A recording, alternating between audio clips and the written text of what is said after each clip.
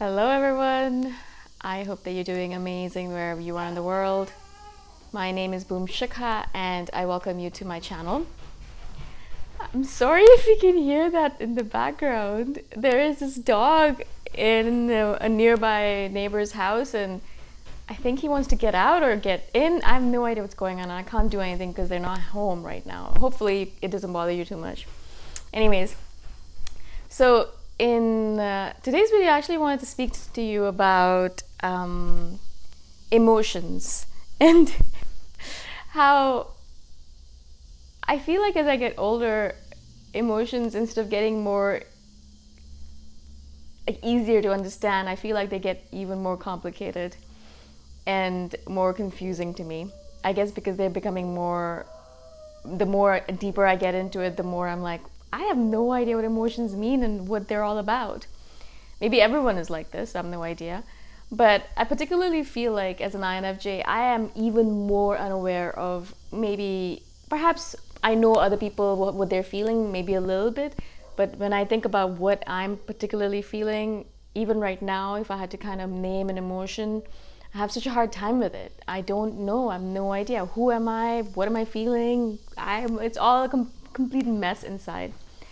And so as you might know, I'm writing novels right now, and I'm part of a writing group. And we meet up weekly, and we discuss our writing. And one of the constant feedbacks that I keep on getting from the group is that you're not expressing your emotions, the emotions of the characters properly. You don't know, we don't understand what the emotions are. You're not describing the physical sensations either, but mostly you're not describing what their emotions are. Like, what are they feeling? How are they feeling? What's going on in their body? What's going on? You're explaining their thoughts very well. So I do this very well, where I'll be like, this person's thinking this inside of their head, and they're analyzing this inside their head. And so I can do all of that very easily. But then when it comes down to emotions, they're like, you're not doing it well. And so, I'll try a little bit more, and I'll re-edit, and I'll like try to put in a few more emotions, and then I'll go back to the writing group the next week with the same piece, and try to get feedback again. And it would be the same feedback. You tried, and it's getting a little bit better, but you're still not expressing the emotions that the character is feeling. And every single time this happens, I internally am thinking to myself, I actually have no idea myself what emotions are, or what they're all about, or how to feel them, or how to express them, or how to write about them. So I can totally understand why you guys, why my group is like, you're not expressing your emotions properly in the writing. And the more I try to understand, what do you think my character is feeling? I can only come up with perfunctory emotions, like maybe he's feeling angry, maybe she's feeling tired. I really am having a hard time going deep into emotions and really trying to discern, okay, what is really going on with this person? How are they feeling? Thoughts, I can do very well. I know exactly what they're thinking and what they're analyzing. But emotions, I have no idea.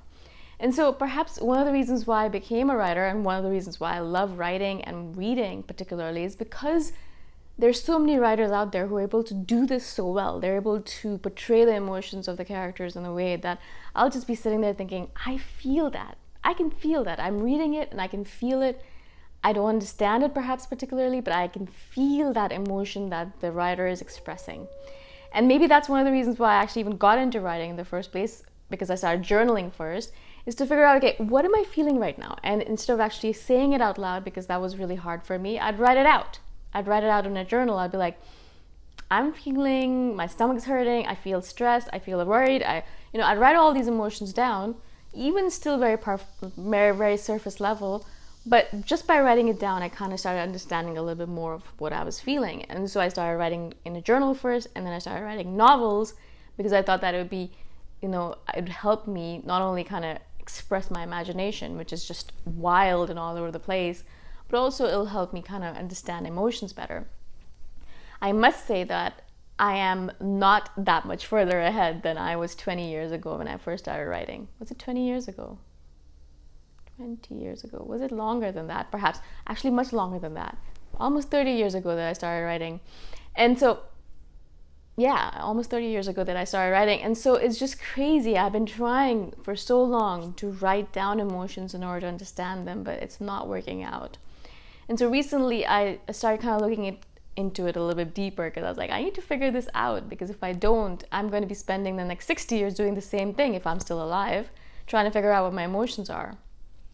And my friend gave me a suggestion that instead of trying to figure out the emotion by naming it, how about you start figuring it out by feeling it inside of your body, not in your heart, but as physical sensations. And so, really start building that mind-body connection. And although I have been working on this my entire life, doing yoga, running, all the other stuff I do in order to build my mind-body connection, it's still not even 20% there. Or I would say it's worse than that. Some days it's really good, some days it's really bad. But in any case, so she told me to start feeling my emotions in my body, and to start be like, okay, is your stomach contracting? Are you clenching your fists? Is your forehead all scrunched up? Are you stressing because you're tensing your shoulders? What's going on in your body? And to start feeling that, and the more you feel your body, the more you'll understand the emotions. So I've started doing this very recently, and it helps a little bit. But again, what happens to me is that I get stuck in my head. I'll start analyzing the emotion or the sensation rather than naming what it feels like to me. And so constantly what I have to do is kind of pull back from analyzing. Stop analyzing what's going on and just say what's going on, right? Stop figuring out what it's all about. That's not important. Figure out what it is first, right? And so I'm very good at analyzing, be like, well, probably the reason I'm feeling this way is because I went there yesterday and I had this emotion, or I met this person, and I'll go on in my head and I'll start creating all of these random long stories about what's going on and why am I feeling this way. But not actually understanding what is it exactly that I'm feeling. Am I feeling angry at the person for making me feel this way? Or am I upset? Or am I worried? Am I anxious? What is it exactly, right? It's so interesting to me because for the longest time, I did not realize that I was an anxious person. I'd look at all these anxious people around me and I'd be like, there are a lot of anxious people around me. Is that just because it's the world that we live in? Not realizing that I was attracting anxious people because I'm anxious myself. Also, once the anxiety was removed, because I started taking supplements that did that, as soon as that anxiety was removed, I realized how much anxiety I actually hold in my body constantly, so much of it. Because the minute it was removed, I realized I don't have anything to worry about. I don't have anything to be anxious about. What am I going to do now? I felt this loss. I felt this emptiness. Because there was all of this space that was created all of a sudden, and I didn't know what to do with it. That's how unaware and clueless I am about emotions that are inside of me. This emotion that is so close to me that I can't feel it because it's so much of it that's always there, anxiety. The minute it was removed, I understood that it was there. But for the longest time, I assumed I wasn't anxious. I assumed that, I think everyone else feels anxiety, but I don't feel anxiety. I just plan. And the more I plan, the better things get, and I don't have to worry about things. The reason I plan, though, the reason I overplan, overthink, overanalyze is because of the anxiety, to quell that anxiety, right? I wouldn't have understood it until I understood the emotion that was present inside of me. And that's why it's so important for us as INFJs. It's difficult. It's very difficult to understand our emotions. Almost impossible, I would say, at times. But it's so important because the minute you start understanding what emotion you're holding inside of yourself, like really truly holding, not just superficially understanding it and be like, I guess I'm angry. No, actually really understanding what's going on inside of you. That's the only time that you can actually start dealing with the situation properly, right?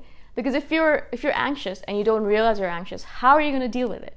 If you don't know that it's anxiety you're feeling, how are you going to make sure that it gets better? It's really hard to do that, right? If you don't understand that you're feeling angry about something, or if you don't understand that you're upset with someone, how are you going to improve the situation? It's not going to happen. You're just going to start yelling at the person, or have an explosion in front of them because you don't understand your emotion, but you know that it's about them, and then ruin the relationship, which happens to us quite often as INFJs. We end up over-exaggerating the emotion because we don't understand it, or over-exaggerating our reaction because we don't understand what's going on inside of us. And then we ruin relationships because the other person's sitting there thinking, what happened? Why are you suddenly being like this? It's because we didn't explain either ourselves to ourselves what's going on, or to the other person, because we have no idea what's going on. We have no idea what emotion we're feeling, and so we can't name it, we can't explain it to the other person, right? And so I wanted to kind of share this video, not just because, you know, I'm on this journey myself trying to figure out what's going on inside of me, I have no idea, but also, you know, to kind of remind us that this is actually a long-term process. If you're a teenager or in your 20s right now as an INFJ and saying, I have no idea what emotions I'm feeling, hey, I'm almost 40 and I'm still trying to figure it out. So it's obviously a lifelong process that we're going to be dealing with. Probably I'll be in my 80s and still perhaps doing videos and saying, hey guys, hello people, I should probably say, hello everyone, and I do not understand my emotions still, and I'm 80. And so probably that's going to happen because it's just so confusing for us as INFJs, as people who are also, because I have ADHD, it adds an even extreme, further layer of confusion towards me. Also, you know, all the other things that are going on, and I'm just like, I have no idea, I'm not sure what's going on. And I think that's one of the reasons, again, why we kind of tend to isolate ourselves, because we don't understand our emotions.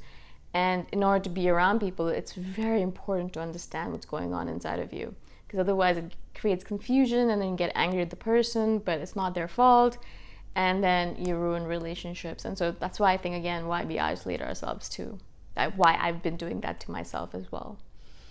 Again, very complicated video, very complicated topic. Not that I'm gonna make it, you know, like, I'm not gonna clear it up in one video, obviously. But this is something that I've been thinking about, so I wanted to share it with you. I'd love to hear your thoughts though. You know, what do you think about emotions? Is it easy for you? Perhaps it's easier for you than it is for me. I still feel it's so confusing for me. And yeah, tell me about your stories about emotions. I'd love to hear from all of you. Again, thank you so much for listening, for being on my channel, and I shall see you the next time around. Bye for now.